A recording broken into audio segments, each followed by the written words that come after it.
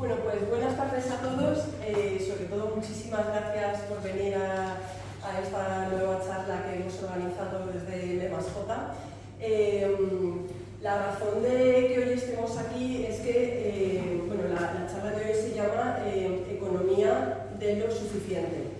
Y estoy segura de que todos los que estamos aquí vemos a diario injusticias, vemos un montón de situaciones que nos gustaría cambiar y por supuesto todos querríamos tener un mundo más justo, pero a veces cuando nos ponemos a hablar sobre economía, sobre cosas que sí que pensamos que se podrían cambiar, siempre tenemos en la cabeza que muchas son utopías y que muchas son cosas que no podemos llevar a cabo en el día a día o simplemente el hablar de economía es algo que nos echa un poco para atrás a la mayoría, salvo a los economistas. Entonces hoy nosotros queríamos que viniera Enrique un poco a quitarnos un poco el miedo que tenemos al tema de la economía, un poco para romper esa sensación de que las cosas que podemos hacer son utopías, sino que son cosas reales, que cada uno puede cambiar y si cada uno ponemos nuestro granito de arena, pues al final la sociedad entera puede cambiar. Y entonces por eso queríamos que viniera Enrique. Yo voy a hacer una breve presentación de Enrique, ¿vale? Enrique es doctor en Ciencias Económicas y licenciado en Económicas por la Universidad de Valencia, licenciado en Derecho también por la UNED, bachiller en Teología por el Instituto Teológico de Murcia y máster en Comunidades Europeas por el ICADE. También ha ampliado su formación en la London School of Economics. Me perdonáis que lo lea, porque es que como están y ha dirigido varios proyectos de investigación en la Universidad Católica de Mozambique y la Université de Cala de Togo. Además, también llevó varios proyectos de investigación, dirige el Observatorio de Investigación sobre Pobreza y Exclusión en la Comunidad Valenciana y luego también es director de investigaciones y publicaciones de la Fundación Europea para el Estudio y la Reflexión Ética y es miembro del Consejo Científico de la Fundación FOESA, además de otras muchas cosas que podéis leer también en un blog. Tiene un blog estupendo y muy interesante que os animo a todos a que entréis y le echéis un vistazo. Y luego, antes de que empiece él, solo deciros que los dos últimos libros que ha escrito, que son muy interesantes, es El espíritu del economicismo y Una economía para la esperanza, que los tenemos allí. Si alguien luego los quiere adquirir, Enrique los firma, ¿vale? Con esto, pues damos paso y ya no me extiendo más a... Vale, pues yo empiezo por el agradecimiento a poder estar hoy aquí. Bueno, pues desde que conocí el partido, pues colaboro en algunas cosas, me han llamado también en algunos sitios, he estado en Granada haciendo alguna cosa del partido también, luego os hablaré que vamos a tener un curso también sobre estos temas en julio, al que luego os comentaré por si os interesa. Bueno, me dijeron que en este ciclo de conferencias se hablase de este tema. El tema de la economía, normalmente la gente se asusta porque cree que no lo va a entender o que está fuera de su alcance, pero yo espero que cuando acabe pues me digáis, oye, hemos entendido, ¿no? Por lo menos yo siempre he pensado que los profesores universitarios o los que nos dedicamos a estas cosas tenemos que hacer las cosas con rigor, con profundidad, pero comprensibles a cualquiera. Y eso es lo que voy a intentar explicaros. Y bueno, vamos a hablar de la economía de lo suficiente y os diréis, ¿qué es esto? Bueno, pues empezamos, ha hablado de utopía y de paradigma, vamos a empezar a hablar de utopía y de paradigma. ¿Por qué? Porque, mirad, perdonad, que no había pasado. Estamos en una sociedad utópica, fijaos, ¿qué es la utopía? La utopía es pensar en un mundo mejor. Cualquier sociedad que quiere mejorar tiene su utopía y cree que el mundo y quiere que el mundo mejore. Nosotros vamos a ver cómo en estos momentos tenemos una utopía, estamos viviendo en una sociedad utópica que tiene su oferta de mejora de la sociedad, una oferta que vamos a llamar economicista, pero que existe. Por lo tanto, aquí no es cuestión de si una cosa es utópica u otra cosa no es utópica. La cuestión es elegir sobre qué utopía preferimos, cuál es nuestra utopía.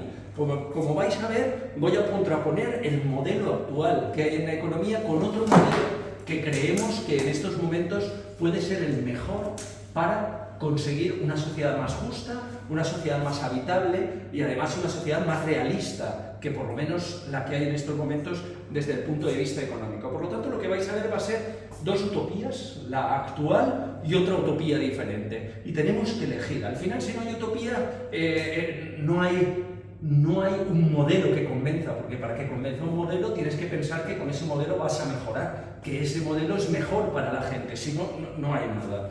Además, la otra palabra que he utilizado ahí es el paradigma. Y voy a hablar del paradigma porque cuando vemos en la definición de la Real Academia de Paradigma, nos dice pues esto que es una teoría o conjunto de teorías, ¿no? Cuyo núcleo central se acepta sin cuestionar. Y nosotros tenemos ahora un paradigma economicista del que voy a hablar, que sus ideas principales se aceptan sin cuestionar. Todo el mundo las acepta y dice, claro, esto es así, no puede ser de otra manera, no hay otra manera de hacerlo. Eso es un paradigma, ¿no? Cuando pensamos que las cosas son de una manera y no se nos ocurre que puede haber otra manera. Esto ya de por sí es falso, porque siempre cualquier cosa se puede solucionar de distintas maneras. Siempre cualquier cosa se puede plantear de distintas maneras. Cuando alguien nos dice, es que esto es así, no puede ser de otra manera, mentira. Seguro que puede ser de otra manera. Otra cosa es que tú pienses que esa es la mejor y entonces ya podemos discutir. Pero de otra manera seguro que puede ser. No hay cosas que puedan ser solo de una manera y que no se puedan hacer de otra, porque entonces ni seríamos libres, ¿qué haríamos aquí? Estaríamos totalmente determinados. Todo. Pues bien, nosotros tenemos un paradigma ahora, que ahora voy a explicar, que nos hace pensar que las cosas son de una manera y que no pueden ser de otra manera. Este es un partido, ¿no?, que piensa que las cosas pueden ser de otra manera. Pues vamos a ver de qué otra manera pueden ser desde el punto de vista económico. Mirad, ¿de qué se caracteriza nuestra economía, nuestra sociedad hoy en día? Nuestra sociedad hoy en día, el paradigma es una sociedad economicista. ¿Qué quiere decir esto de economicismo? Que es una palabra que da la casualidad que no existe en los lenguajes anglosajones, en alemán o inglés, la están importando ahora de los lenguajes latinos, sí que está en francés, sí que está en italiano, en español, y ahora lo están importando ellos. Pues el economicismo es un criterio o doctrina que concede a los factores económicos la primacía sobre los de cualquier otra índole. Es decir, es una doctrina, una manera de pensar que dice lo principal es lo económico, tenemos que subordinarlo todo a lo económico. Y lo económico es lo más importante. Y eso es lo que vivimos en estos momentos. Vivimos en una sociedad donde lo económico tiene más importancia que cualquier cosa. La gente siempre está centrada, la sociedad está centrada en lo económico. ¿Y cuáles son sus verdades? ¿Cuáles son estas verdades del economicismo? ¿Cuáles son los principales pilares del economicismo? De que lo económico es lo principal. Lo primero es que tenemos que conseguir crecimiento económico. Las sociedades van bien si hay crecimiento económico, si no, van mal. Y además no podemos hacer otra cosa. Si no hay crecimiento económico, la sociedad no va a ir bien. ¿Están intentando entrar? Ahí. Vale, que están intentando entrar. Vale, si no hay... Sí, es que no se van a quedar ahí fuera, la pobre. Vale, va a pena parar un momento y que entren, ¿no? Entonces, volvemos, ¿vale? Recuperamos. Lo más importante es el crecimiento económico. Hay que crecer. Tenemos que crecer. Y si las economías no crecen, no funcionan. De hecho, como vamos a ver, lo tenemos montado todo para que la economía crezca. Y lo tenemos tan bien montado para que crezca, luego veremos los resultados, que si no crece es un desastre. Ahora en estos momentos tenemos sociedades adictas al crecimiento, ¿no? Como el que se adicta a una droga. El que se adicta a una droga, si deja de tomársela, ¿qué pasa? A corto plazo es un desastre. La cosa va mal, porque bueno, pues en nuestras sociedades pasa lo mismo. Están montadas para el crecimiento, por el crecimiento, y cuando no hay crecimiento todo se viene abajo. ¿Se viene abajo porque no hay crecimiento? No, porque estamos dependientes, porque somos dependientes del crecimiento. En la historia ha habido muchas sociedades que no crecían y que funcionaban bien económicamente.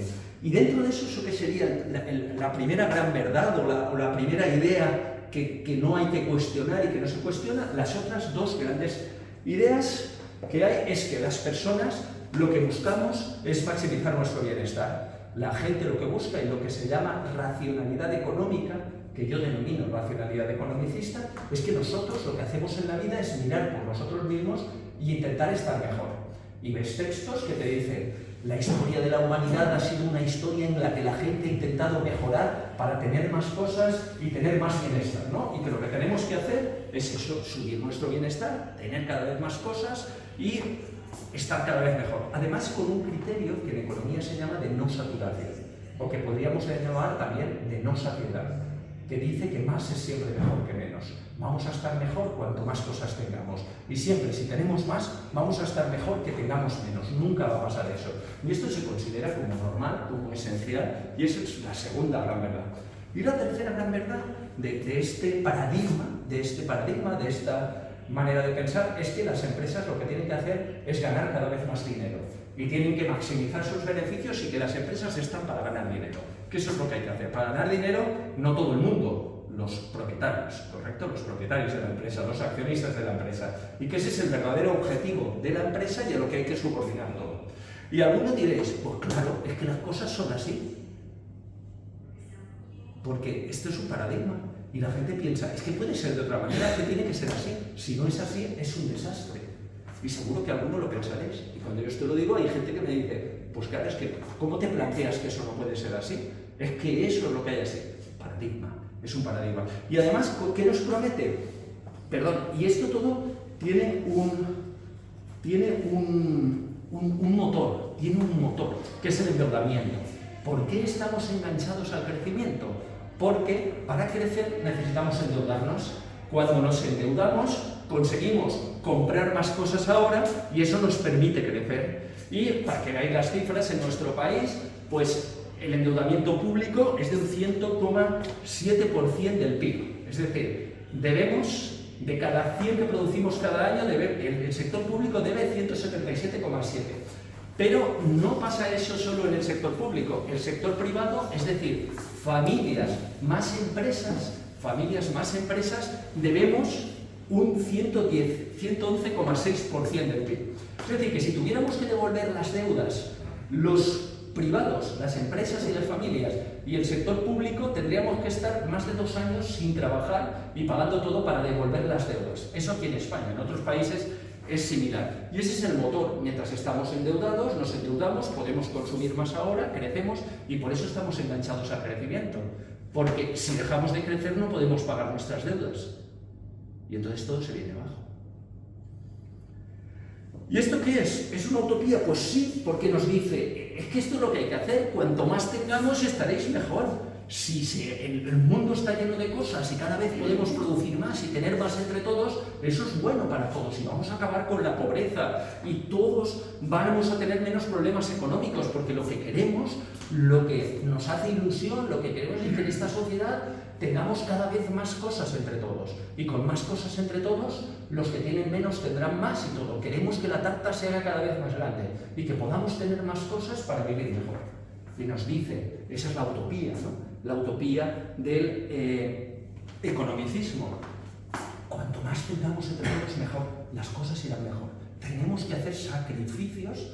Recordad, me gusta siempre decirlo, sacrificios viene de sacro, ¿no? De sagrado, y de facere, ¿no? De hacer cosas sagradas. Tenemos que hacer sacrificios para tener más, porque eso es lo que nos va a dar la mejora, ¿no? Eso es lo que va a hacer que nosotros estemos cada vez mejor. ¿Veis? Utopía, ¿no? Parece utopía. Y bueno, y si vemos los resultados, a ver si me lo pasa exactamente, si vemos los resultados, pues aquí hay una grafiquita histórica, aquí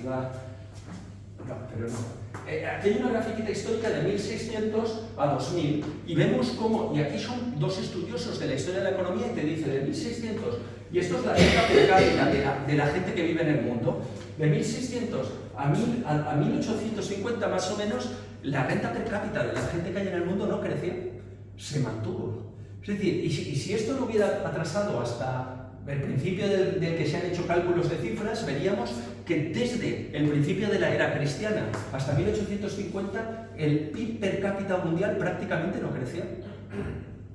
Que esto ya es importante, hemos estado más de 2 milenios, perdón, que la vida ha funcionado, la gente nacía, moría, había filósofos, había grandes construcciones y la economía funcionaba sin crecer, sin que hubiera un crecimiento del Producto Interior Bruto per cápita mundial. Pero a partir de 1850 a 1950, el Producto Interior Bruto per cápita se duplica, conseguimos una duplicidad y a partir de 1950 hasta 2010, que es lo que tenemos aquí, fijaos cómo se dispara. Fijaos cómo se dispara. Por lo tanto, ¿esto qué nos hace concluir? Pues que sí nos planteamos, porque esta idea de que hay que poner lo económico en primer lugar y que hay que crecer económicamente es algo que surge a partir de unas reflexiones del siglo XVIII, a finales del siglo XVIII, sobre todo con Adam Smith, pero no solo con Adam Smith, con David Ricardo y con otros, y que se va consolidando durante el siglo XIX y que en el siglo XX, ya sobre todo a partir de la segunda mitad del siglo XX, porque en 1934 es cuando empieza a contabilizarse el PIB, el Producto Interior Bruto, en Estados Unidos, el primer documento sobre la contabilización del PIB, que lo hace un premio Nobel que se llama Kuznets, lo hace en 1934 y empieza a contabilizarse, bueno, y a partir de después de la Segunda Guerra Mundial es cuando hay un consenso, lo que tenemos que hacer es crecer. Y ya esto se generaliza, ya se había avanzado mucho, pero es a partir de la Segunda Guerra Mundial. Y como vemos, cuando estamos todos de acuerdo que lo que queremos es crecer, lo conseguimos. Se ha crecido como nunca en la historia. Estamos creciendo como nunca en la historia. Pero claro, vamos a ver si esto es sostenible y si realmente cumple la promesa, porque hay una promesa, no hay una utopía. Con esto vamos a ir bien, vamos a ir mejor. Pues vamos a hablar primero del tema ecológico. Vamos a ver primero el tema ecológico, porque claro, ha crecido mucho la producción, pero ¿qué ha pasado con el consumo de recursos no renovables?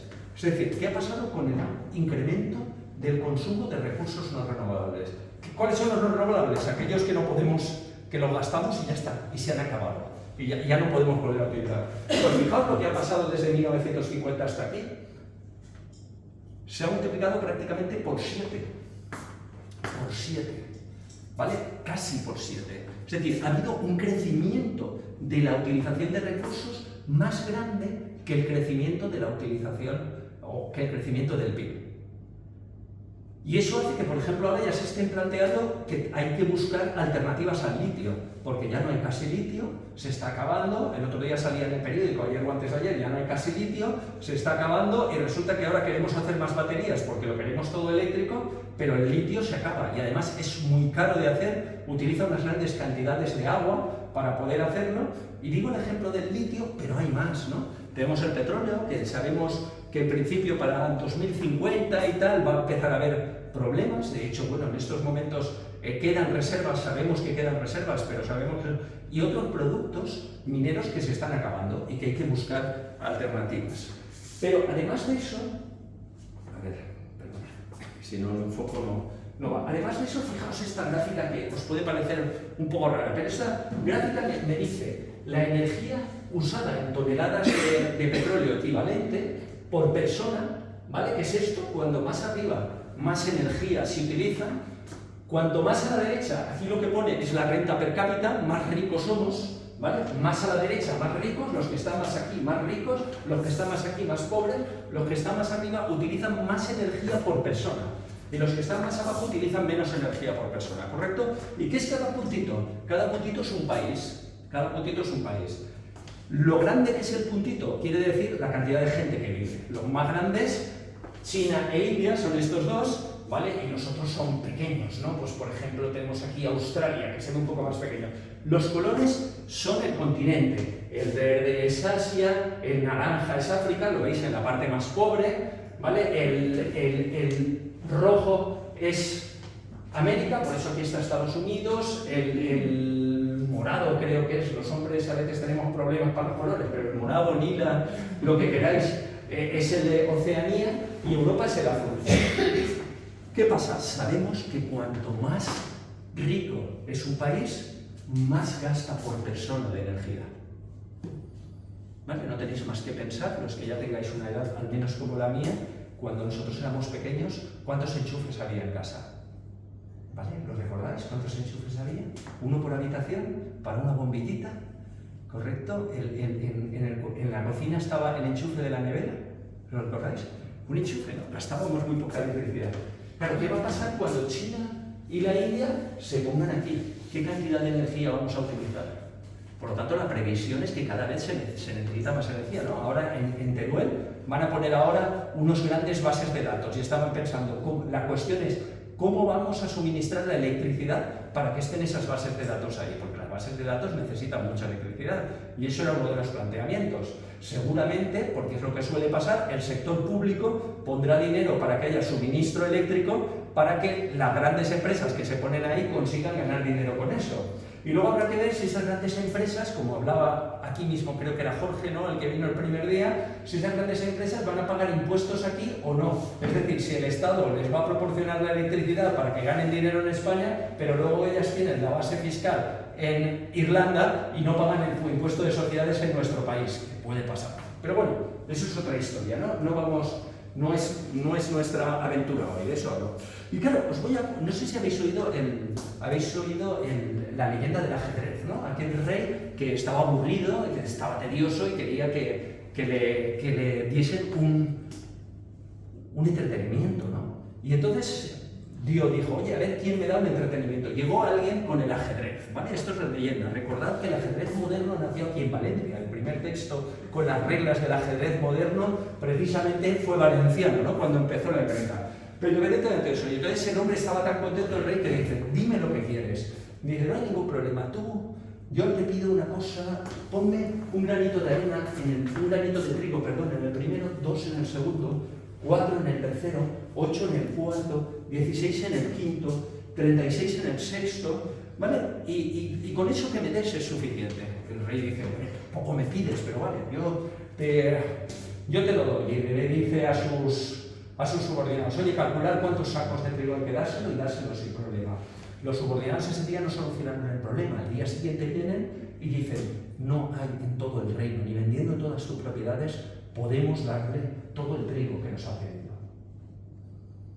Hay un matemático, si queréis entrar en internet, que calcula que lo que sale de sumar lo que va aquí de las 64 casillas que tiene el tablero equivale a la producción de trigo,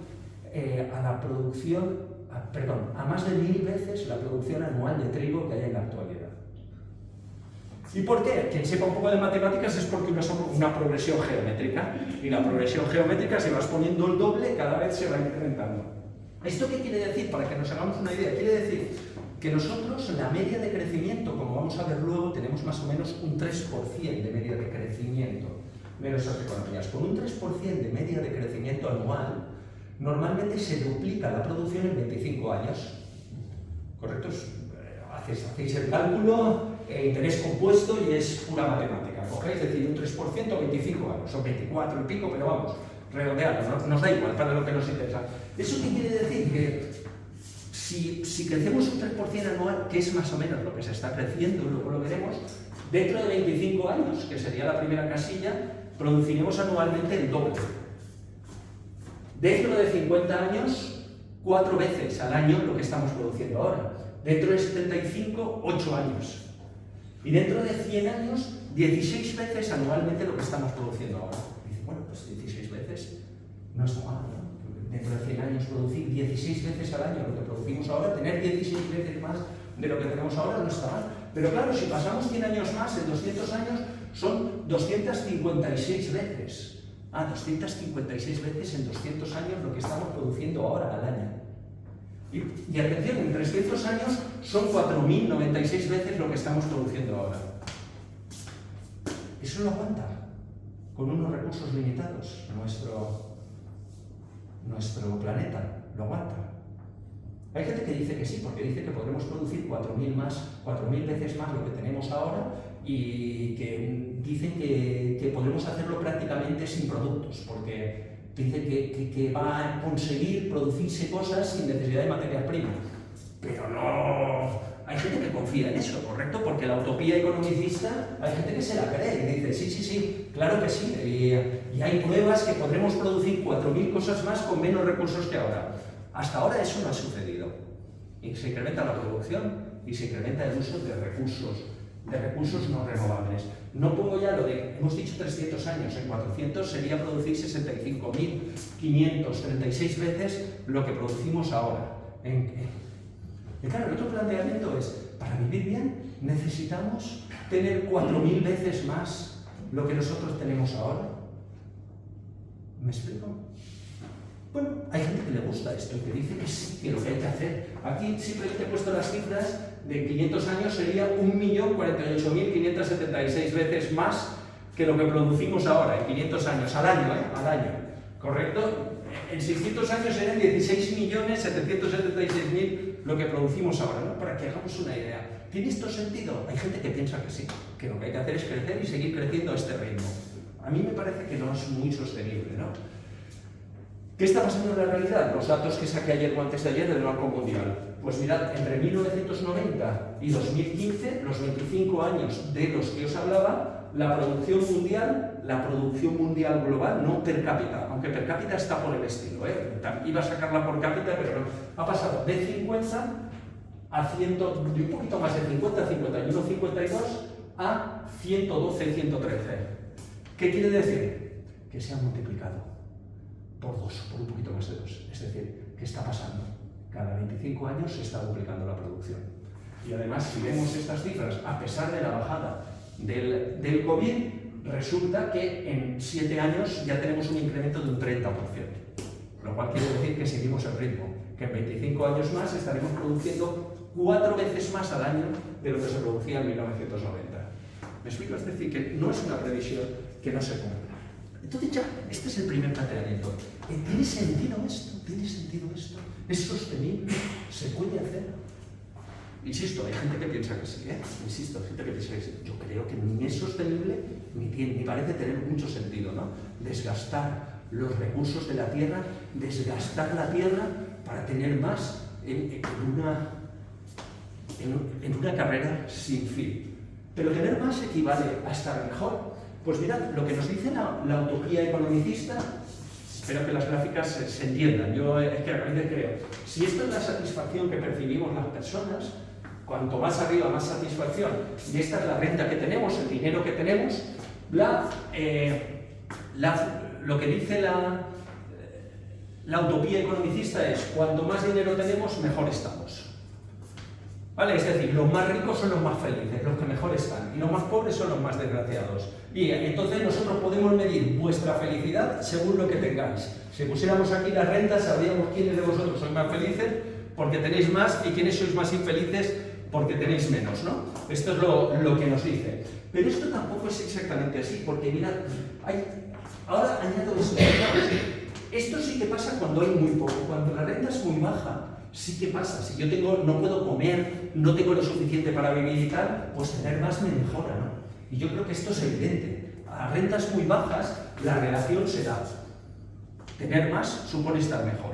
Y además, tenemos que intentar esto, ¿correcto? No hay a los que tienen poco, tienen que tener más, porque es que van a mejorar, ¿no? Les va a permitir. Pero a partir de lo que se llama el umbral de la pobreza, es decir, cuando yo ya tengo lo suficiente para vivir, puedo vivir con lo necesario. El tener más puede incrementarme la satisfacción, sí. Puede dejármela igual o puede bajarla. El tener más no tiene necesariamente que llevarme mejor, porque yo ya cubro todo lo necesario y por lo tanto no tiene por qué llevarme. Ya os explicaré por qué. Pero aparece otro concepto que es el umbral de la opulencia. Y el umbral de la opulencia es un concepto que algunos economistas trabajan y también algunos psicólogos que dicen, a partir de determinada cantidad de dinero, cuanto más tienes estás peor, tu satisfacción baja. ¿Por qué?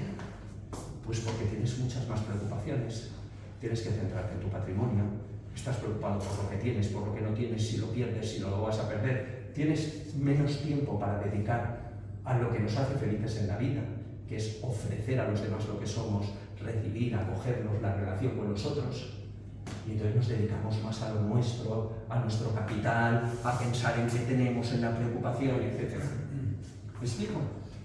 Por lo tanto, ahí hay. ¿Y por qué en este medio? Pues fijaos, hay otro concepto que se llama nivel básico de satisfacción.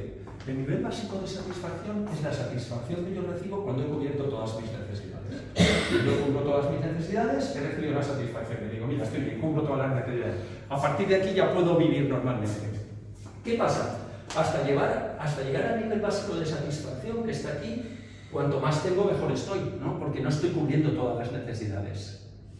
Y cuando paso un nivel básico de satisfacción, seguramente tengo más satisfacción, porque he recibido algo más y estoy bien, ¿no? Acabo de cubrir todas mis necesidades y encima tengo algunas cosas que me apetece, que quiero estar bien. Pero ¿qué pasa? Que muchas veces, no todo el mundo, pero mucha gente cuando llega aquí empieza a tener más necesidades. Empieza a convertir deseos en necesidades. Empiezan a convertir cosas que le gustaría tener y pasan a ser necesidades. Aumenta su número de necesidades. Cuando aumenta su número de necesidades, a pesar de tener más renta, inmediatamente baja su nivel de satisfacción, porque ya no tiene todo lo que necesita. ¿Me explico? Porque ahora necesita más. Y por lo tanto, para volver al nivel básico de satisfacción, tiene que volver a tener más. Por eso he puesto aquí función de satisfacción n más lo que sea. Las n eran las primeras que tenía, pero ahora tengo más necesidades. ¿Me estoy explicando, por favor? No, se entiende con la gráfica, porque... ¿Correcto? Y claro, ¿qué pasa? Si luego llego aquí y me convierto en necesidades, más cosas que antes eran apetencias, a pesar de tener mucho más que aquí, mi satisfacción vuelve a bajar. Porque ya no tengo, porque ahora quiero más cosas, necesito más cosas. ¿Me explico? Entonces, por eso muchas veces, cuando estás ahí en medio, lo que habíamos visto antes, no me da más satisfacción. Pues bien, simplemente unas ideas así muy sencillas para que veamos que con datos objetivos también sucede lo mismo. Aquí veamos, cada punto es un país, a la derecha son los más ricos, a la izquierda los más pobres, y aquí habla de la felicidad, los indicadores de la felicidad. Y fijaos, los países más pobres, hay unos que son muy felices y otros menos, y son pobres. ¿Me explico? No hay una cosa que depende. Pero a partir de aquí, casi todos los países ricos hay bastante felicidad. ¿Y qué es esto de en medio? El umbral de la pobreza, que decíamos antes. Cuando yo estoy por debajo del umbral de la pobreza, puedo ser más feliz o menos. Pero cuando supero el umbral de la pobreza, casi todos están en una alta felicidad. Y el tener más no le supone crecer. Ya está. ¿Dónde está la clave? Superar el umbral de la pobreza. Pasar, lo que decíamos antes, ¿no? Pasar a cubrir por lo menos lo suficiente. Pero esto no solo pasa con la felicidad, con la esperanza de vida. Mirad, sucede lo mismo. La esperanza de vida, ¿cuántos años puedo vivir? Los países que están por debajo del umbral de la pobreza mundial, unos tienen más esperanza de vida y otros menos. Ahora, en el momento pasas, hay alguna excepción, siempre hay excepciones, ¿no? Sudáfrica, Botsuana por el tema del SIDA, Rusia por otros temas, pero en el momento pasas, llegas a una esperanza de vida alrededor de los 80 años. ¿El tener más te supone tener más esperanza de vida? No. Lo que realmente importa es dar este salto. ¿Me explico? ¿Estamos recordando, no? Lo importante es dar ese salto y ahí necesitamos tener más. Lo mismo con la mortalidad infantil. Lo que pasa es que aquí lo que queremos es que la mortalidad infantil sea baja. ¿Correcto? Los pobres, hay de todo, pero cuando pasamos, independientemente de que tengamos más o menos, estamos aquí. Y lo mismo con la educación. Los pobres tienen cuanto más arriba, más educación, cuanto más abajo, menos, tienen mucha oscilación, pero cuando pasas el umbral de la pobreza, más o menos ya entras ahí. ¿Qué estamos queriendo decir con esto? Que el crecimiento es importante en niveles bajos. Y hay que buscarlo, y hay que conseguirlo, por supuesto. Y necesitamos que la gente trasvase ese nivel de pobreza, ¿vale? Trasvase el umbral de la pobreza. Pero una vez ya estamos más arriba, el tener más puede ser estar mejor o no. No es tan determinante para las vidas de las personas. Y bueno, el tener más hace que el tener más entre todos, el que suba el PIB mundial, hace que todos tengamos más. ¿O esto no siempre es así? Pues mirad, vamos a ver que no siempre es así. Hay gente que te dice, hemos tenido unos grandes avances en la pobreza.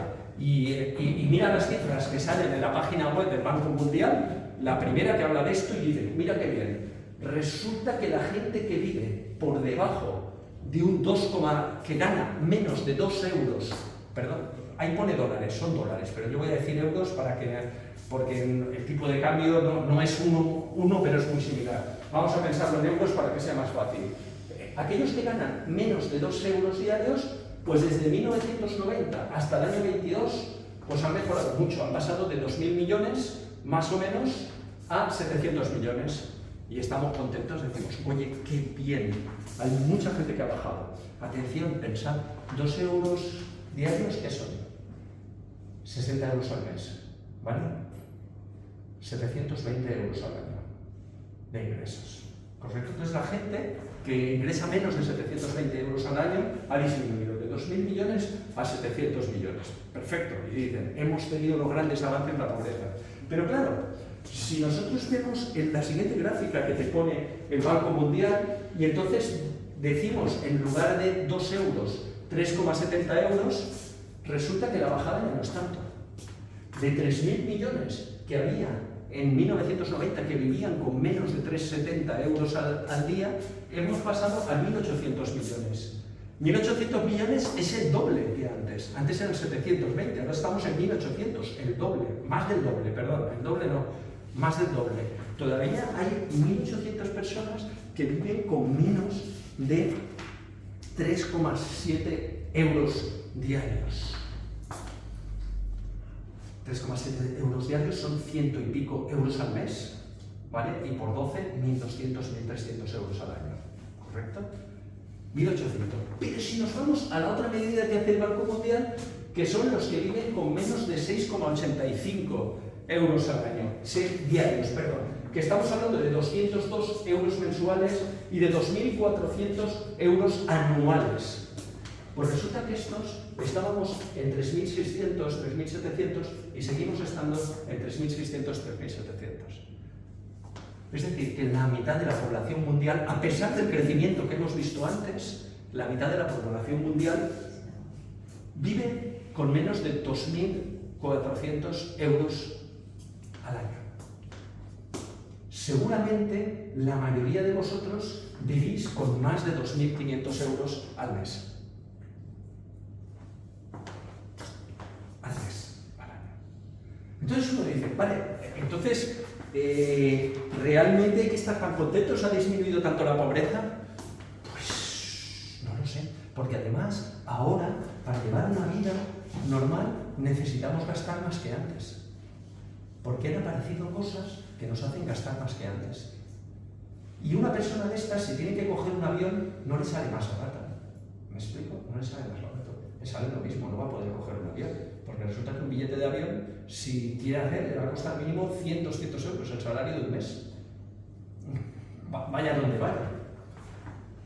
¿Es lo que quiero decir? Entonces, ahí hay cambio. Y atención, cuando se han hecho fijaos que pone aquí PPP. PPP es en inglés, pero quiere decir paridad del poder adquisitivo.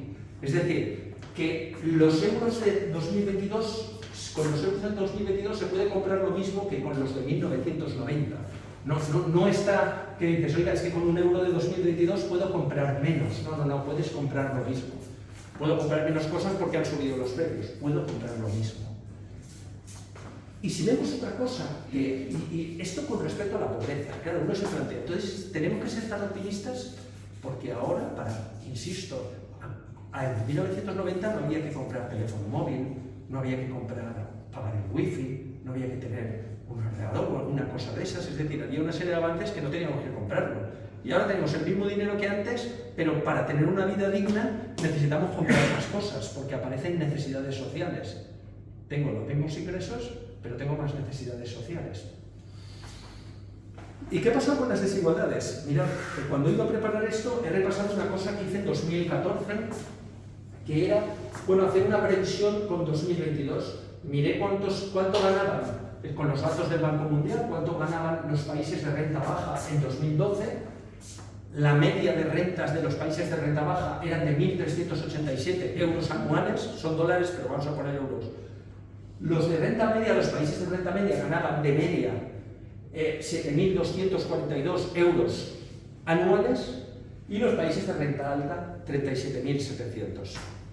Fijaos, había una diferencia entre un país de renta baja y un país de renta alta, una diferencia de 36.373 euros, lo que se gana de media si tú vives en un país así o vives en el otro. Una diferencia está bien, ¿no? Una diferencia. Y de un país de renta media a un país de renta alta, 30.518.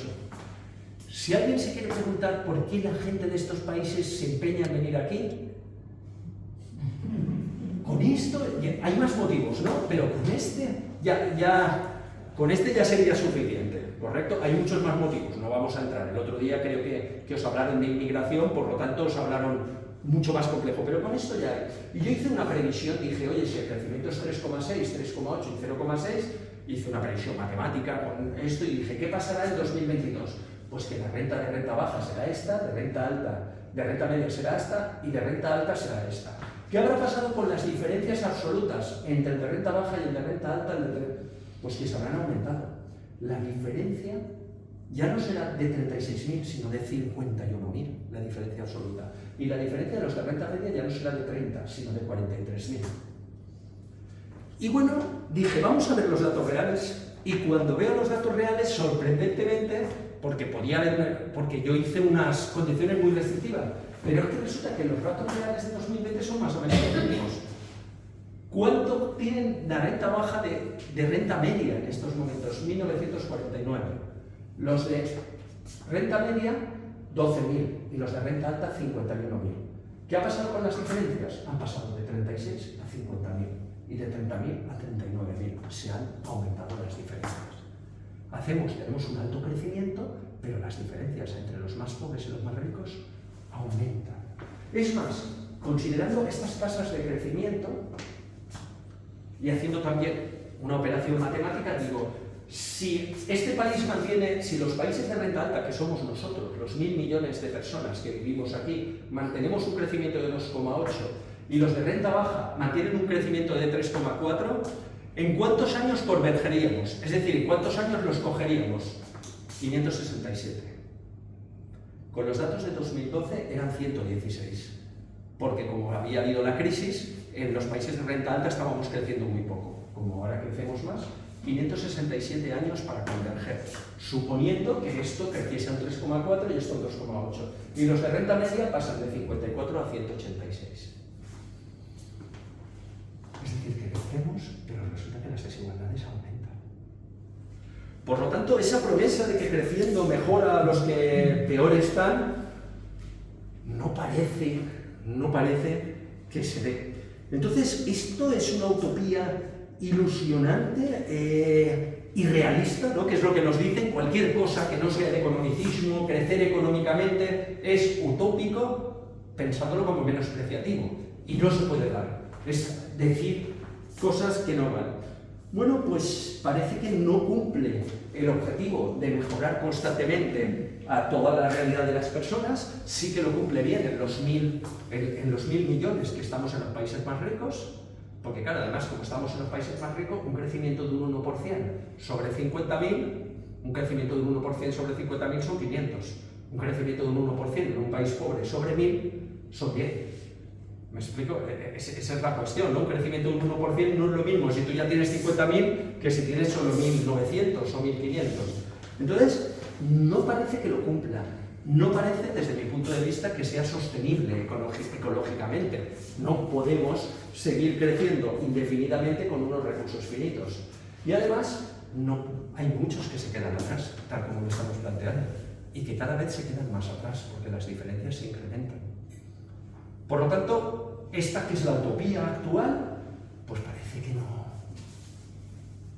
funciona bien, ¿no? Y que a corto plazo sí nos va muy bien, y sobre todo desde aquí lo vemos de maravilla, porque nosotros crecemos mucho y cada vez tenemos más cosas, y parece que está mejor, pero desde otros sitios no se ve así. Hay una propuesta, ¿no? Hay propuestas diferentes. Y para propuestas diferentes quiero primero hacer como un pequeño paréntesis, para ver cuál ha sido la concepción del siglo XX y cuál es la concepción en la que tenemos nosotros todavía la mente instalada, hablando ya del sistema político. Y para que luego vayamos a cuál es la propuesta. Mira, nosotros en el siglo XX ha habido una contraposición entre socialismo, comunismo y capitalismo, ¿no? De hecho, hay mucha gente que queda ahí instalada, ¿vale? Que se queda ahí instalada en socialismo, y lo oímos mucho, es que los socialistas, no sé qué tal, los capitalistas, ¿no? ¿Verdad? Están ahí, ¿no? Y sobre todo ahora en un entorno tan polarizado, volvemos, ¿no? Y la gente añora esa diferenciación tan clara del siglo XX. Y en el socialismo, bueno, el socialismo sabéis que surge a propósito de la revolución industrial, ¿no? Cuando aparece la revolución industrial, debido a las desamortizaciones, a que le quitan las tierras a los pueblos, debido a las desamortizaciones y a las condiciones de vida en la industria, ¿no? Porque lo primero que hacen en todos los países es quitar las propiedades comunales a los pueblos, entonces la gente que tenía propiedades comunales en los pueblos y que podía vivir gracias a esas propiedades comunales, porque les permitía acceder a madera, les permitía acceder a comida, les permitía que sus animales tuvieran sitio para para pastar y por lo tanto tenían lo suficiente para vivir, de repente se quedan sin poder hacer eso porque se venden las propiedades comunales y se tienen que ir a trabajar obligatoriamente a una industria donde la pobreza crece enormemente. De hecho, en el siglo XIX surgen cuatro grandes ideas para intentar solucionar eso: el comunismo, socialismo, el anarquismo, ¿no? Ese problema, el estado de bienestar. Bismarck crea el estado de bienestar porque ve que se da ese problema, y la doctrina social de la Iglesia, desde el punto de vista cristiano, que también ve ese problema de incremento de la pobreza, de deterioro de las condiciones, y aparece. Pues bien, el socialismo, como ideas así en general, dice, tiene una parte de ideas: la lucha obrera, beneficiar a los más desfavorecidos, hay que favorecer, hay que ir en contra de la gente que tiene dinero, que se aprovecha de los que no tienen, esclavizándolos y tal. Y luego dice instituciones, planificación centralizada. El gobierno, el partido, el gobierno de los obreros es quien tiene que decir qué es lo que hay que hacer, todo tiene que ser el sector público, no tenemos que admitir la propiedad privada de los medios de producción, no tenemos que admitir los mercados, y es el Estado el que lo tiene que controlar todo. ¿Correcto? Y normalmente se identifica esta idea con esta. Y en el capitalismo dice, no, ¿el capitalismo qué es? Necesitamos crecimiento, buscamos el crecimiento económico, hay que fomentar la competitividad, hay que buscar el bien individual, cada uno tiene que pensar por sí mismo y buscar el bien individual, y para eso hay unas instituciones: el libre mercado, el Estado que complementa el mercado, ¿no? La libertad de iniciativa económica y tal.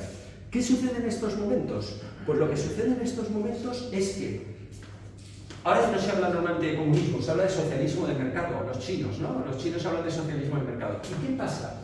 Que ahora ya no hay esa dicotomía, todo está controlado por el economicismo.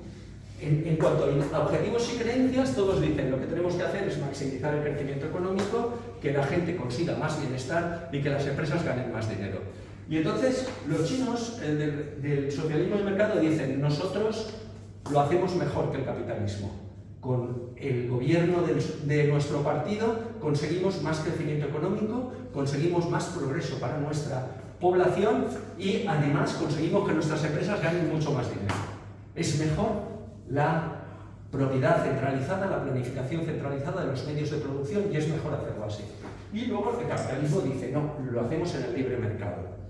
La propuesta que os voy a presentar ahora lo que dice es, la economía de la suficiencia lo que dice es, nosotros tenemos que cambiar los objetivos y creencias, buscar el bien común, ahora lo explicaré, que todos tengan al menos lo suficiente y todo de una manera ecológica y sostenible, pero utilizando ¿qué? Las instituciones que se han dicho capitalistas, ¿no? Libre mercado, Estado y sociedad civil que trabajan conjuntamente, libertad de iniciativa económica. Están intentando entrar a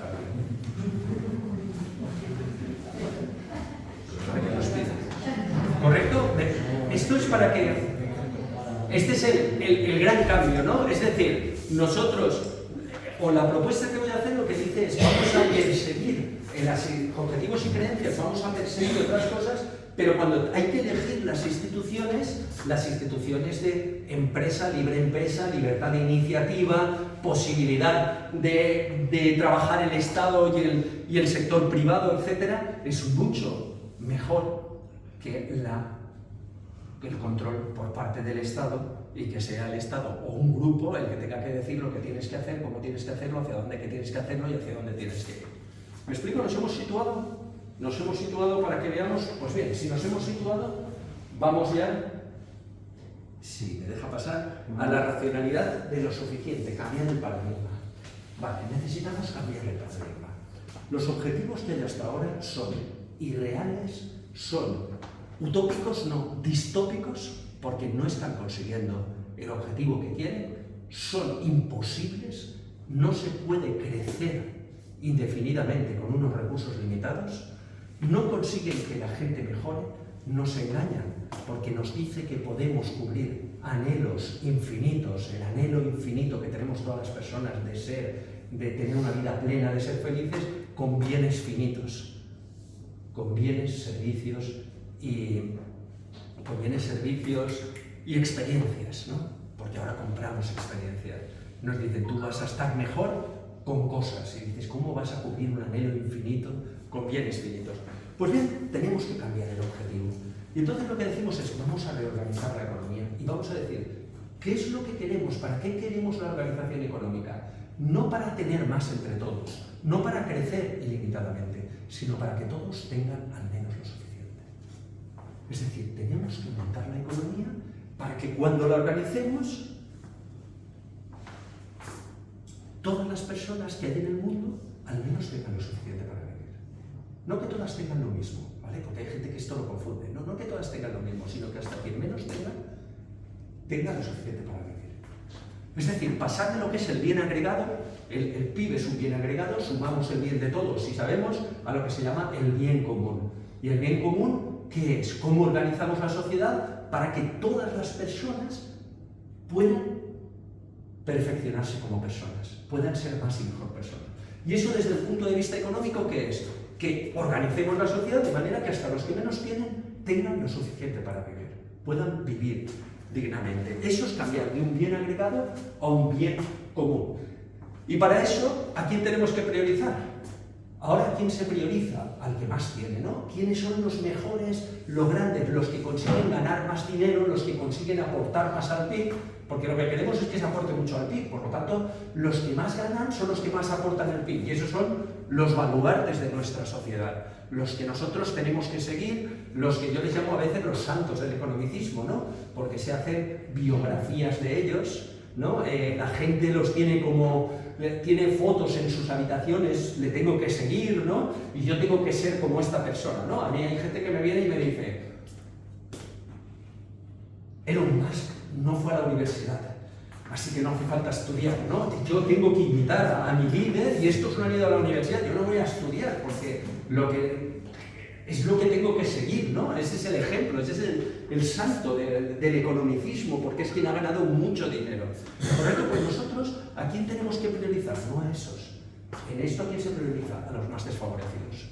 Porque si yo lo que quiero es que todos tengan al menos lo suficiente, ¿quién es la prioridad? ¿Y quien ya lo tiene? No, quien ya lo tiene, ya está. A mí yo no necesito ahora que me prioricen. Yo tengo la suerte de tener un trabajo y cobro lo suficiente. Estoy bien. ¿Me explico? No soy yo la prioridad tendrá que ser quien no consigue eso, ¿no? Y tendremos que ver eso, cómo lo hacemos. Para hacer esto significa, por un lado, un cambio social, pero también un cambio personal. El cambio social y el cambio personal se interrelacionan, no va una cosa delante de otra. Al final, las estructuras, la política, ¿cómo la organizamos nosotros? La organizamos según nuestros valores. Según nuestros valores, nosotros organizamos la política. Por lo tanto, yo tengo que cambiar personalmente para cambiar la política. Pero también la organización política, la organización social nos ayuda a cambiar. Cuando nosotros vamos a un entorno que es favorable y que creemos que lo ha montado alguien y lo está haciendo bien y me está favoreciendo, puede hacerme cambiar, ¿no? Y decir, oye, esto me gusta, estos organizan la cosa de otra manera, en esta empresa se trabaja de otro modo. Se puede organizar la empresa de otra manera, se puede organizar un grupo de amigos de otra manera, ¿no? Por lo tanto, necesitamos ambas cosas para que se relacionen. Necesitamos cambios personales, articular cambios personales, pero también articular cambios sociales, de instituciones, montar unas instituciones que ayuden a las personas a que se den cuenta que de la otra manera se está mejor. Por lo tanto, no es suficiente decir voy a mantener el economicismo y lo que voy a hacerlo es ecológico y social. Eso no es suficiente. Porque al final, si yo planteo el economicismo y sigo pensando que lo prioritario es el crecimiento, que lo prioritario es tener mayor bienestar y que lo prioritario es que las empresas ganen mucho dinero, pues yo puedo hacerlo social y ecológicamente. Pero cuando haya un conflicto de intereses, un dilema ético, a mí me gusta más llamarlo dilema ético, ¿qué es lo que va a primar? El bienestar, el crecimiento. No va a primar lo social, subordinaré lo otro a lo principal. Por lo tanto, tiene que haber un cambio social y un cambio personal.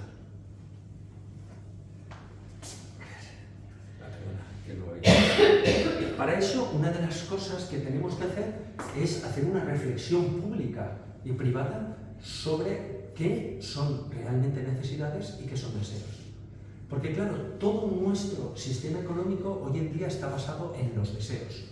No solo nuestro sistema económico, sino nuestro sistema de ser.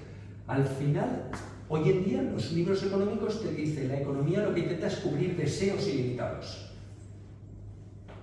Y te dice lo que tienes que hacer, es pensar y conseguir cubrir tus ilusiones. Plantéate tus ilusiones, mira lo que piensas y que tus ilusiones se hagan realidad. Y tienes que luchar por lo tuyo, tienes que buscar conseguir lo tuyo.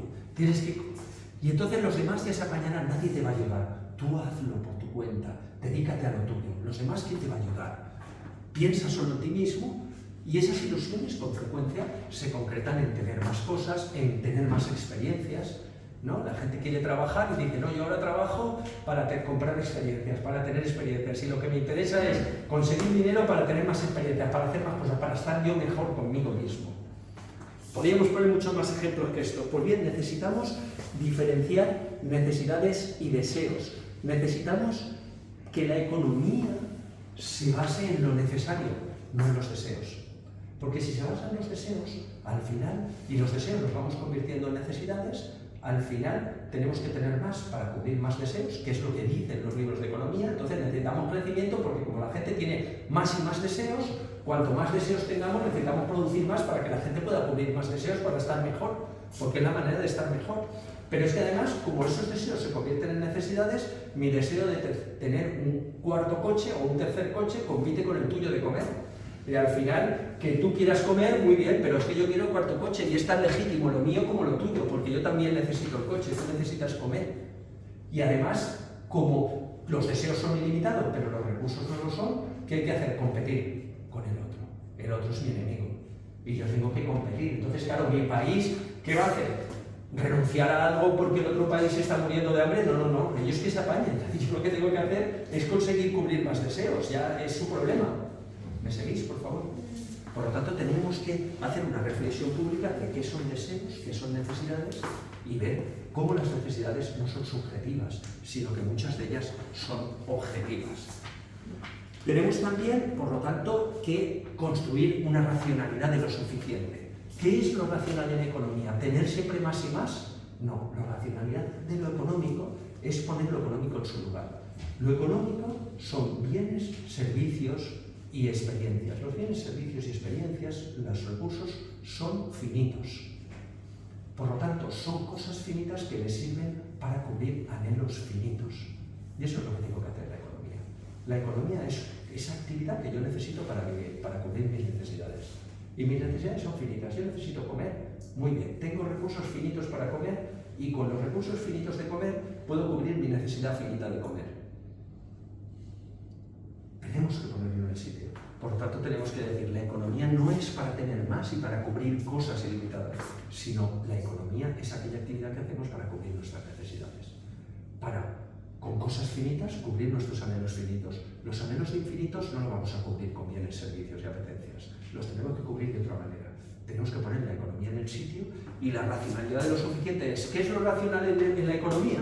Yo utilizo mi actividad económica para cubrir mis necesidades. Eso es racional, lo hacemos todo y hay que hacerlo.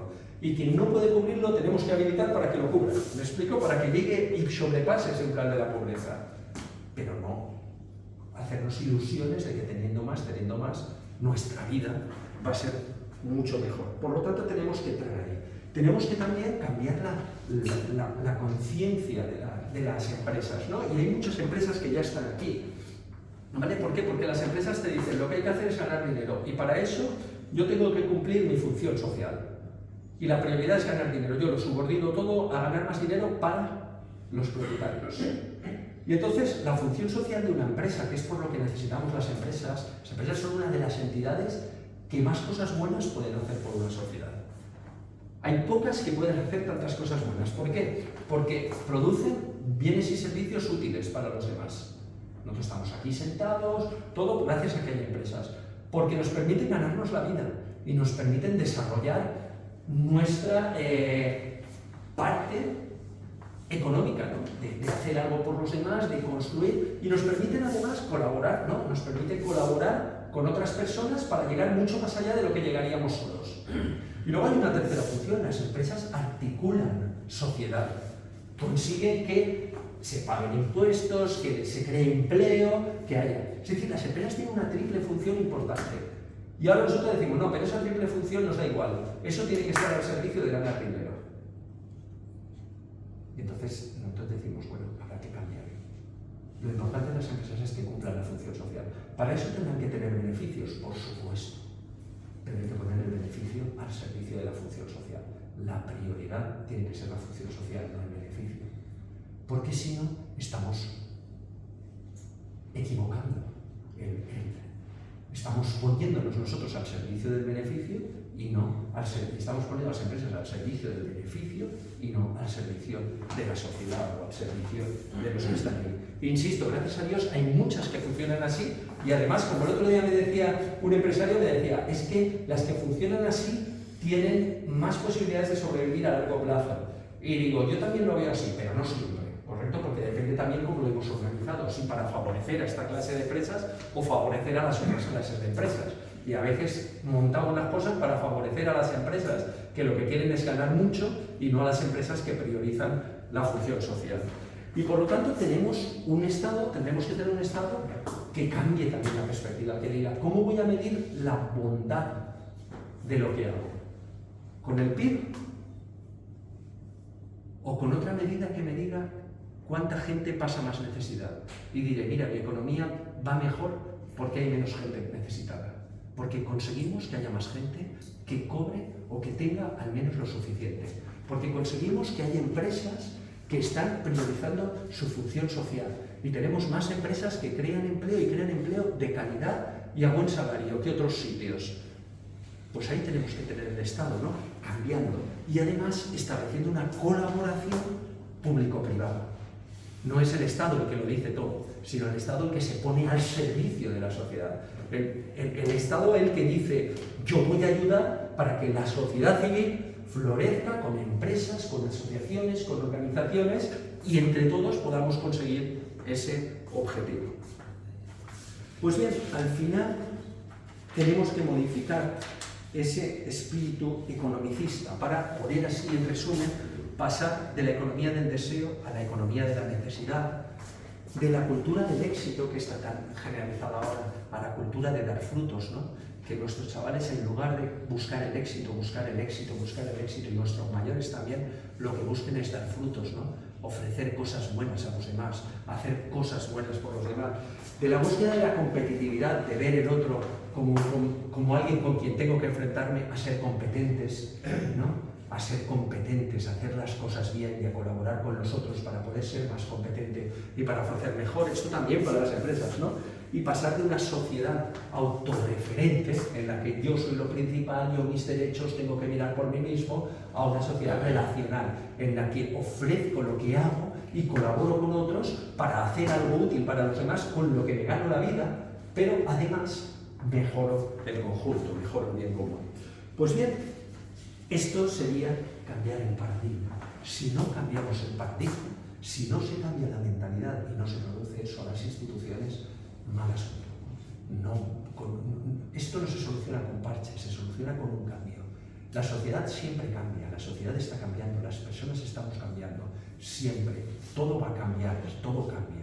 Lo que nosotros queremos hacer es empujar para que cambie en esta dirección. Eso es lo complicado, porque cambiar va a cambiar todo, siempre cambia. Pero tenemos que empujar para que cambie en esta dirección. Y con esto era lo que me había comprometido, una horita, y dejamos ahora un momentito de preguntas, de cuestiones, lo que sea.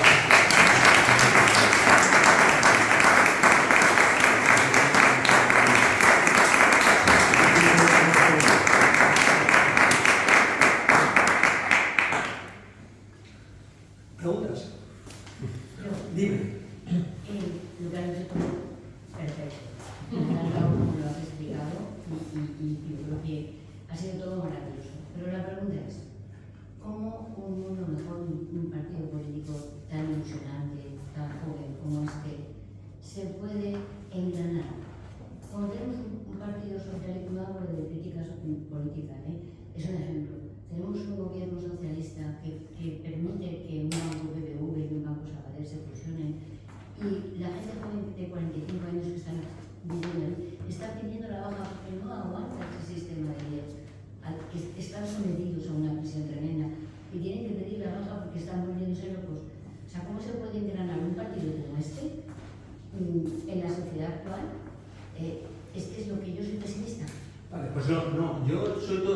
muy optimista.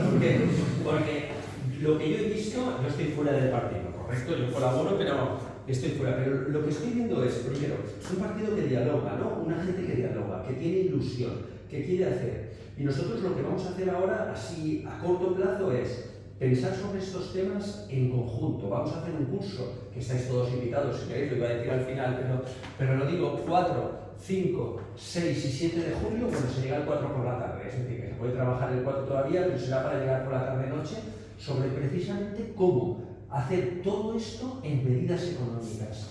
Cómo esto se puede traducir a medidas reales que se pueden ofrecer y que ilusionen a la gente. Y que digan, vamos a ver, cuando hablemos de esto, ¿qué vamos a potenciar? ¿Cómo lo queremos hacer? ¿Dónde queremos ir? Entonces, lo que tenemos que hacer es concretar, con riesgo de equivocarse, por supuesto, pero es una manera de construir. Entonces, por lo pronto, se va a hacer un curso para intentar ofrecer cosas claras, ¿no? Y yo creo que tenemos un mensaje que está esperando la gente, ¿no? En economía, y no solo en economía, en otras cuestiones. Lo que pasa es que hay que concretarlo en cosas que además se entiendan fácilmente y hay que transmitirlo de una manera, de manera que la gente le diga, oye, que es que lo tenemos claro, vamos a hacerlo por otro lado, y nosotros tenemos estas medidas. Entonces, un espacio de varios días de reflexión, de concreción, para poder salir de aquí con una serie de medidas que luego puedan ser transmitidas a la población, que digas, vamos. Entonces, eso yo creo que es una cuestión importante, y rodearse de gente que entienda en esos temas que pueden ser los particulares, y ahí tenemos que trabajar, tenemos que concretar, ¿correcto? Pero para concretar hay que saber hacia dónde se va.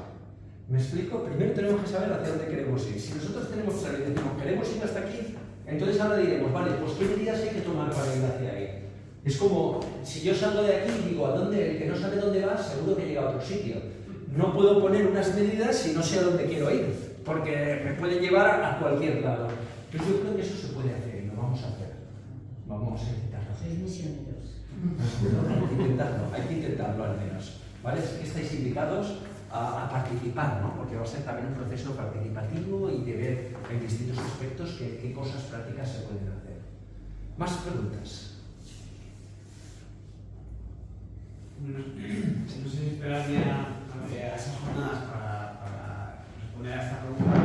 Los cambios personales a los que te referías, ¿no? Ya por uno salir de aquí, se enfrenta un poco a esa sociedad con ese paradigma, cómo se traduce en el día a día de un individuo de esta sociedad, qué cambios personales uno puede ir haciendo para que sea un poco coherente con la comunidad social. Nosotros lo que hacemos, pues por ejemplo, son lo que hago yo, a lo que yo llego, ¿no? En los cursos que hago, pues tenemos una dinámica para enseñar a la gente que reflexione entre cuáles son sus necesidades y cuáles son sus apetencias o sus deseos, ¿no? Para saber diferenciarlo. El deseo no es malo, es bueno. Si tú deseas ir al cine porque te gusta el cine, eso no es malo, ¿no?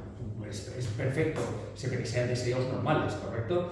Entonces, el aprender a diferenciarlos, ¿no? Aprender a detectar cuando tú estás convirtiendo deseos en necesidades. Y entonces tu nivel básico de satisfacción, la renta que necesitas para el nivel básico de satisfacción se va allí. Esa es una cosa que hacemos, ¿no? Luego otra cosa es enseñar, pues, a ser competentes, ¿no? A buscar la competencia en lugar de la competitividad. A decir, yo, ¿cómo voy a ser feliz? ¿Ganando mucho dinero o haciendo algo que me guste, dando fruto abundante y además siendo competente para poder ofrecer a los demás y ganarme la vida haciendo algo que me gusta hacer y que lo puedo hacer bien y me gano la vida ofreciendo algo a los demás que es bueno, ¿no? Esta también es una reflexión que hacemos ahí. Y otra que parece que no está tan ligada, pero también es la reflexión que hacemos sobre aprender a conversar, ¿no? A hablar, conversar con nosotros, ¿no? Aquí un compañero Luis que hacemos unos cursos y enseñamos a los profesores para que enseñen a los alumnos a conversar en lugar de debatir, luchar, ¿no? Debatir viene de batirse o de combatir, ¿no? Es la misma raíz que combatir, batirse. En lugar de batirse, luchar, tener dialéctica para atacar al otro, para ganarle, en lugar de esa cultura del éxito, que luego al final es una cultura del fracaso. Porque en una cultura del éxito, los que tienen éxito son muy pocos y la mayoría son los fracasados, ir a una cultura de la conversación, de la aceptación del otro, del enriquecimiento, ¿no? Y en lugar de buscar el éxito, decir, no, yo lo que quiero es ofrecer lo mío y acoger lo que el otro me da. Y ver también en esa diferencia, y eso está muy en la raíz de este partido, en esa diferencia una riqueza, no un motivo para pelear con el otro, no un motivo para ponerme contra el otro, sino para encontrarme con el otro e intentar buscar soluciones que abonen. Este mensaje es potente, tiene. Entonces yo te digo 3 cosas que hacemos, ¿no? Que intentamos hacer para conseguir el cambio personal. Quizá en un partido político no puedes insistir tanto en el cambio personal porque está pensando más en lo que es el cambio estructural y tienes que irte más ahí, pero no hay que perder de vista esta cuestión. No sé si te he contestado. Ideas jornadas. ¿Qué? Ideas jornadas. Más cosas, más preguntas. ¿De qué? Dime, pues. Cambio personal y cambio institucional. Este cambio institucional, en algún país, en algún otro movimiento, o sea, no sé, supongo que no estamos inventando la rueda. Habrá otros movimientos, o no sé si hay algún país donde hay un modelo de economía lo suficiente. No, ahora en estos momentos el economicismo es bastante generalizado. Sí que encontramos a empresas, ¿correcto? Empresas que lo están haciendo y empresas que están funcionando bien. ¿Correcto? Y que están presentando modelos alternativos de decir, no, oiga, mire, nosotros lo que queremos es ganarnos la vida bien, queremos ofrecer bien nuestro servicio, nosotros nos ganamos la vida ofreciendo un servicio bueno a nuestro cliente, pensamos en el cliente, colaboramos con el cliente y yo el cliente no es alguien con quien quiero ganar, sino es alguien con quien quiero aliarme para ayudarle. ¿Me explico? Hay empresas que lo hacen así y les está yendo bien, porque al final muchas veces nos sentimos maltratados por algunas empresas, no todas. Y entonces cuando encuentras una empresa, cuando te maltrata, que te ve como alguien y te dice, oye, yo... Entonces, eso lo ves. En cuestión, ya te digo, política no. La preponderancia de esa autorreferencia de que tengo que pensar en mí, tengo que buscar lo mío, tengo que subir es enorme. Hasta en la Agenda 2030, cuando tú ves la Agenda 2030, te está diciendo que lo que hay que hacer es crecer de una manera, eso sí, sostenible y social. Pero lo importante es crecer. Te lo dice, ¿no? Cuando tú ves los documentos de la... que el otro día estuve hablando de la Unión Europea, ves los documentos de la Unión Europea sobre la economía circular, que es una cosa perfecta y que no debíamos de haber dejado nunca de hacerla, que dice, la economía circular es una gran oportunidad para crecer más. Europa tiene una oportunidad para crecer más gracias a la economía circular, porque eso va a producir nuevas oportunidades de inversión. Es decir, que no es hago la economía circular porque quiero, sino que la economía circular además es muy buena porque me va a permitir crecer más. Y Europa estamos entre esos 1.000 millones que estamos en los países de ingreso alto. Si todavía crecemos más, fijaros lo que va a pasar. Luego no queremos predicar, pero yo me voy para adelante, ¿no? Y insisto, un paso de un 1% de Europa, para crecer lo que crece un 1% de Europa, un país de estos tiene que crecer a un 10 o un 15%, para crecer la misma cantidad al año. ¿Me explico por qué? Porque el porcentaje es sobre la cantidad. Si la cantidad es muy pequeña, el porcentaje, aunque sea un 1%, la cantidad es pequeña. Y si es grande, ¿me explico? Entonces, no, tenemos ahí que ir innovando, buscando colaboraciones. La gente italiana de la economía civil está por ahí también. Han intentado hacer cosas y en todo el mundo hay gente que lo que se llama la economía de la rosquilla, que es algo que está muy parecido. Por ejemplo, el ayuntamiento de Ámsterdam está haciendo políticas en esa clase. Tenemos también lo que son las ciudades que no crecen, no me acuerdo cómo se llaman, un movimiento italiano de ciudades que han dicho no nos hace falta crecer más, queremos pararnos y queremos articular una ciudad donde la gente pueda vivir, pero no nos hace falta estar haciendo inversiones, estar creciendo, estar haciéndonos más grandes, etc. También hay un movimiento así. La gente de la economía del bien común también está yendo algo por ahí. Es decir, que tanto como país en general no hay, pero sí que hay movimiento a nivel empresarial. Aquí en Valencia tenemos ejemplos que están funcionando muy bien y que están en esta línea. Y tenemos también, ya te digo, ayuntamientos, a nivel de ayuntamiento, a nivel más pequeño, gente que lo está haciendo. Más cosas, dime. Y, por ejemplo, lo que estás hablando de que hay países y corrientes que van un poco en la línea de buscar otro tipo de economía, pero de todo el rato hablas de países de Italia, de Ámsterdam, o sea, ¿hay algún país en vías de desarrollo que se esté sumando a ese, o no se puede si no Claro, es en crecido? Tailandia hay una cosa que también se llama economía de la suficiencia.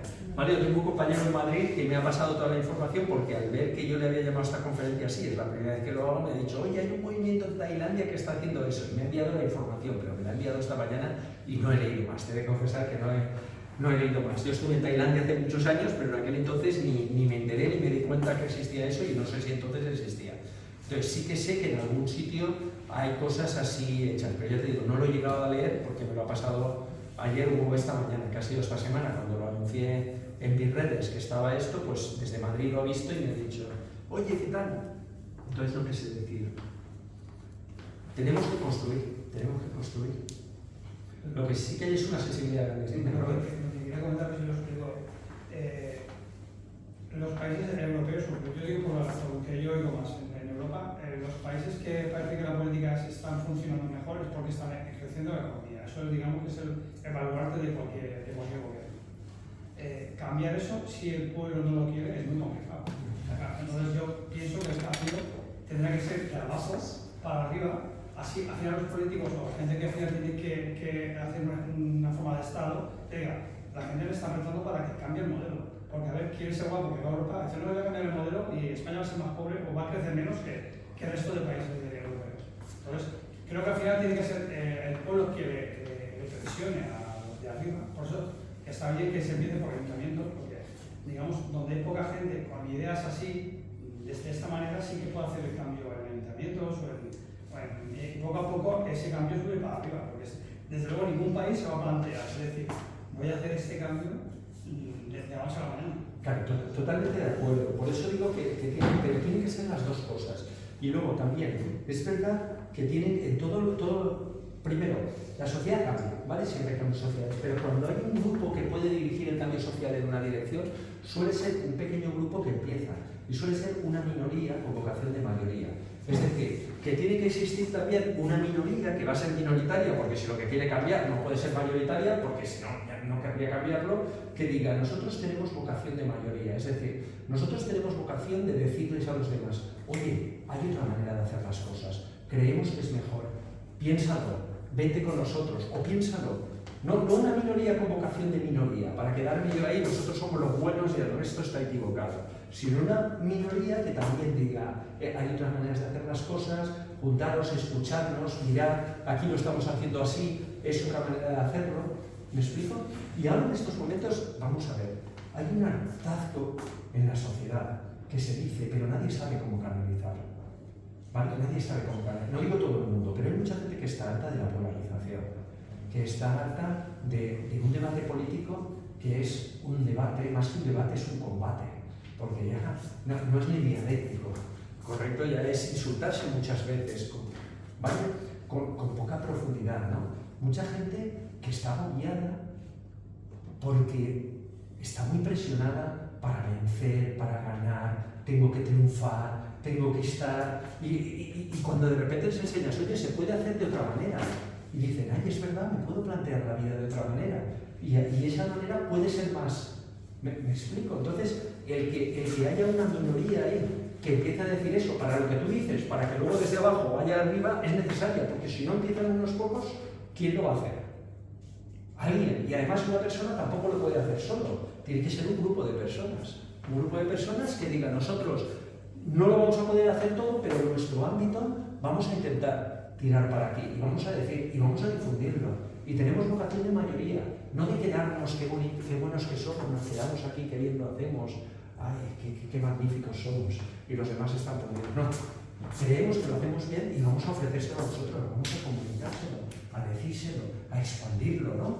Luego, ¿nos hará caso o no? Ya veremos. Pero a mí me gusta decir que nosotros tenemos que ser como árboles. ¿Correcto? Es decir, un árbol, ¿qué queremos nosotros de un árbol? Que dé fruto, ¿verdad? Que dé fruto abundante, dulce y disponible, ¿correcto? Y grande, ¿no? Que sea. Entonces nosotros al final, ¿qué tenemos que ser? Un partido como este, ¿qué tiene que ser? Un árbol. También como personas, ¿eh? Podéis pensar, un árbol, que tenemos que hacer unas buenas raíces, tenemos que tener un buen tronco, ¿pero para qué? Para dar unos buenos frutos. Y los frutos, cuando tú vas al árbol y coges el fruto y dices, cojo la naranja, qué buena estaba la naranja, en el momento yo cojo la naranja, el árbol, su función ha acabado. No me puede decir a mí para qué voy a utilizar la naranja. Yo la puedo utilizar para jugar a fútbol, para hacer compota, para hacer mermelada, para hacer zumo, para comérmela, para ponerla de decoración en mi casa. Pero el árbol ha cumplido su función. Por lo tanto, nosotros, el aprender a decir, ¿yo qué tengo que hacer? Intentar dar un buen fruto y ofrecerlo. ¿Qué van a hacer la gente con este fruto? No lo sé. Pero yo se lo ofrezco. Y esto muchas veces lo hacemos ganándonos la vida. Tenemos que ganarnos la vida, ¿vale? ¿Correcto? Pero ese punto más, ese punto más. Entonces, cuando hablamos de un partido como este, ¿qué quiere decir? Tiene que ser ese algo que diga, nosotros, con unas buenas raíces, un buen tronco, ofrecemos a la sociedad algo que creemos que es bueno para la sociedad. Y transmitimos una serie de mensajes para decir, creemos que esto es así, y además nosotros estamos dispuestos a hacerlo así. Somos diferentes, no vamos a debatir, no vamos a combatir con nosotros, vamos a conversar, vamos a ofrecer soluciones, vamos a intentar analizar bien las cosas para conseguir la solución mejor. Estamos dispuestos a equivocarnos, ¿no? Podemos equivocarnos. ¿Me explico? Es un poco en la línea de lo que tú dices.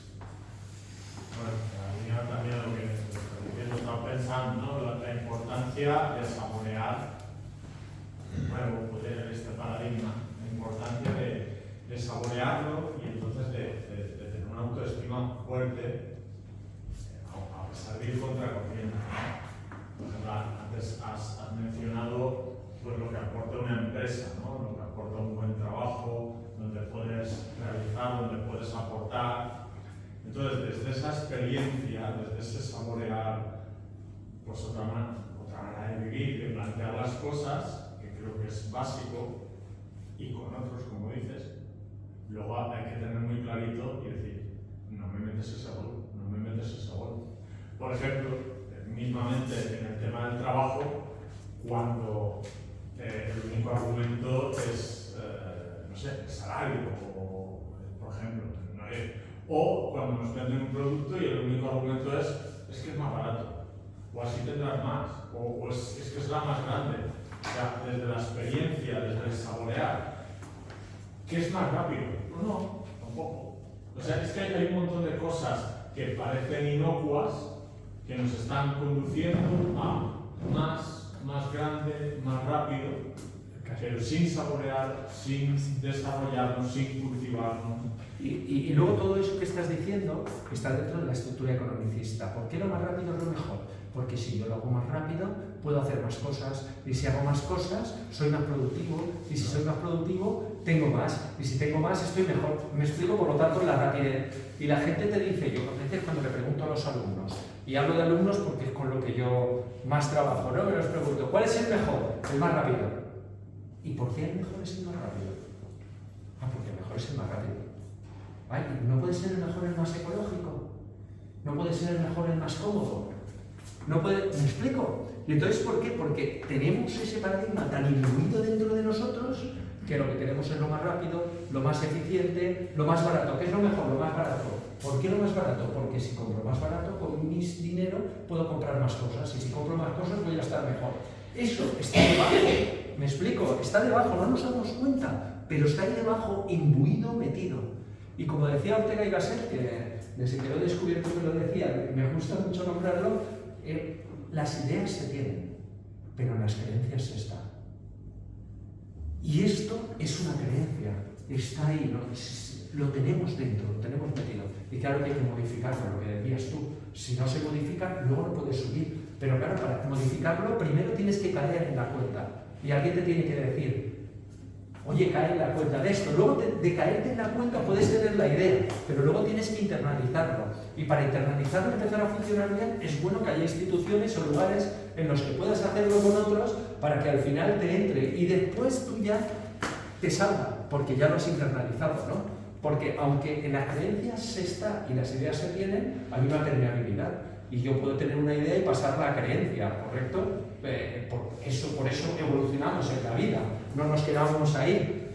Entonces, ahí es donde hay que trabajar. Yo, permitidme, si queréis un poquito más, os recomiendo que leáis alguno de las cosas que he escrito, porque está como esto mucho más profundizado, mucho más elaborado de lo que puede ser aquí en una hora, ¿no? Y os puede dar muchas más ideas y el comprenderlo todo un poco mejor, porque evidentemente en una hora no se puede. He tenido que ir bastante rápido, sé que he dado mucha información, espero que no os haya salido mal, pero he preferido esta vez dar un poquito más de información, a pesar de que estaba el riesgo de que alguien dijese, me ha abrumado con tanta información, pero pensaba que era mejor, creía que para vosotros era mejor dar un poquito más. Pero yo os recomendaría eso, ¿no? Y a veces también tenemos vergüenza, ¿no? Decírselo a la gente. Aquí tenemos un grupo de gente que está haciendo las cosas de otra manera, que quiere trabajar de otra manera, ¿vale? Tenemos unas ideas y lee esto, regalad, ¿no? Los textos que tengáis, los libros que os hayan gustado, la manera de reflexionar, regaladla, anunciad, ¿no? A los demás un poquito, decirle, al final es invitarle, vosotros los regaláis, ¿no? Como el fruto. ¿Qué van a hacer con eso? ¿No se hacen ni caso? Pues no se hacen ni caso. Ya está, ¿qué vas a hacer? No hay que sofocarse por eso. No vais a tener comisión, ¿no? Porque entonces, me explico. Fijaos, eso me decían en una empresa de estas que os digo que funcionan bien. Me decían, nosotros no apreciamos a la gente por los resultados, sino por el trabajo que hace. Y nosotros sabemos que cuando van a trabajar con alguien para venderle algo, la persona puede decidir que no.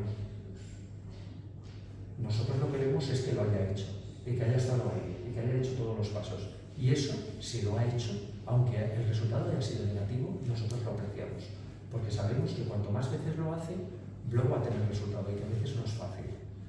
¿Me explico? Y no les estamos dando la presión para que veáis cómo hay gente, no le estamos dando la presión de que tiene que tener resultados y si no, no le pago.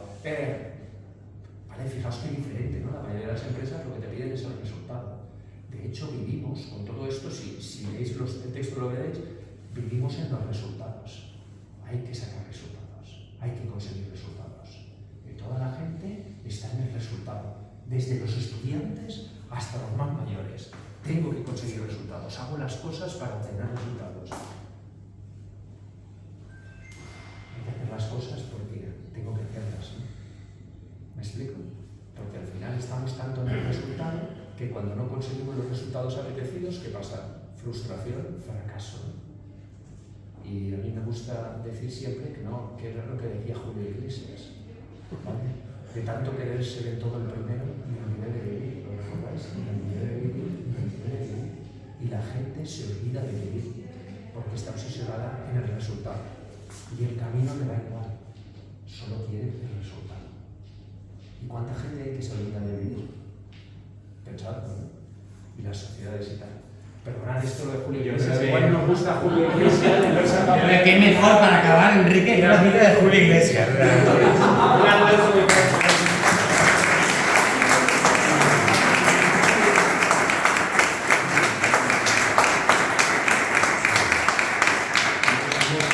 Bueno, pues vamos a clausurar, como siempre intentamos acabar a las 9. Muchas gracias a todos. Hemos cerrado este ciclo de 3 conferencias que empezamos con una sobre Europa, el mes pasado sobre la importancia de la política del encuentro y ahora la economía lo suficiente.